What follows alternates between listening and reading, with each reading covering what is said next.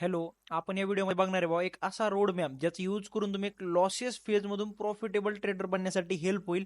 थोडासा time consuming आहे, पण डेफिनेटली आता तुम्हाला दुसरा तर काही पर्याय नाही बघा. तुम्ही आतापर्यंत सगळ्या गोष्टी ट्राय केल्या, महागडे कोर्सेस परचेस केले, त्याचबरोबर महागडे इंडिकेटर बघितलेत, त्याचबरोबर सॉफ्टवेअर घेतले, तरी पण लॉसेसमध्ये. सो तुमचं ते रिझन ते प्रॉफिटेबल बनण्याचं स्ट्रॅटेजी नाहीये, तुमचं माइंडसेट आहे. सो माइंडसेट डेव्हलप करायचा असेल तर तुम्हाला एक सिंपल रोड मॅप शेअर करणार आहे इक्विटी बद्दलचा बरं का. ऑप्शनमध्ये लॉस केला, चला वेल एंड गुड, काही इश्यू नाही. आता तुम्ही एक नवीन फ्रेश स्टार्ट करायची तुम्हाला इक्विटीमध्ये.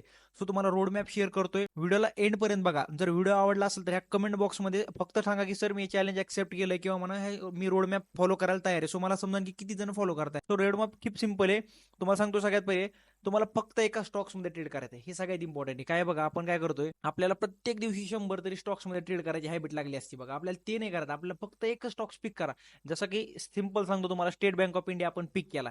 त्यामध्ये काय करा, रोज प्राइस ऍक्शन ट्रेड करा, सपोर्ट रेजिस्टन्स ट्रेड करा. सपोर्ट रेजिस्टन्स म्हणजे काय, ज्या पॉईंटवरनं प्राइस रिव्हर्सल करते.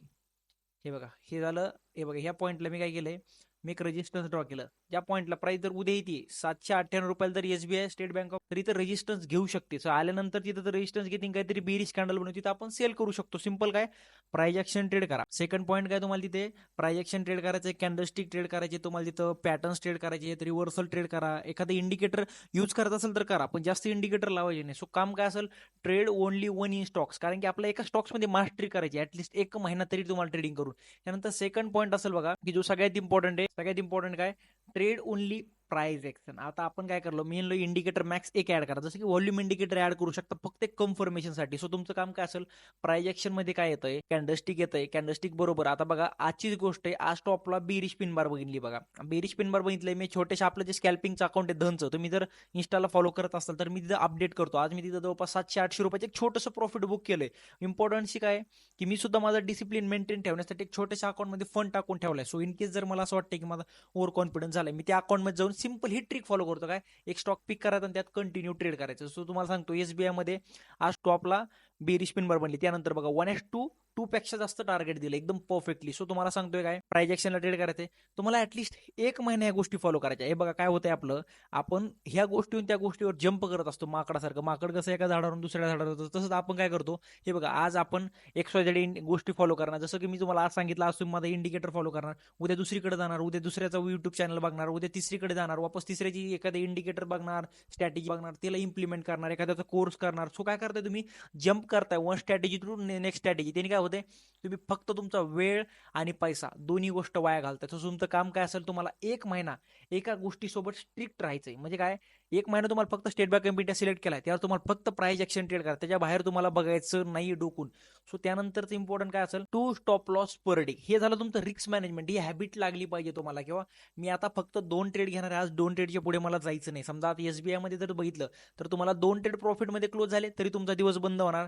आणि त्याचबरोबर जर तुमचे 2 बॅक टू बॅक लॉसेस झाले तरी तुमचा दिवस तिथे बंद झालाच पाहिजे. म्हणजे कसं, पहिला ट्रेड घेतला, प्रॉफिट झालं समजा, वापस सेकंड ट्रेडला मी XYZ इथे समजा इव्हिनिंग स्टार बनली, इथं मी सेल केली, इथं सुद्धा प्रॉफिट केले.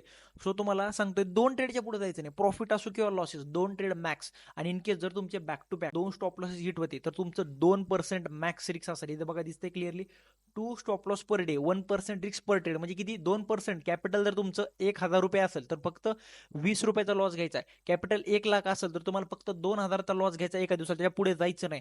आणि त्यानंतर सगळ्यात इम्पॉर्टंट फॅक्टर तुमच्यासमोर येणार आहे, maintaining a daily trading journal.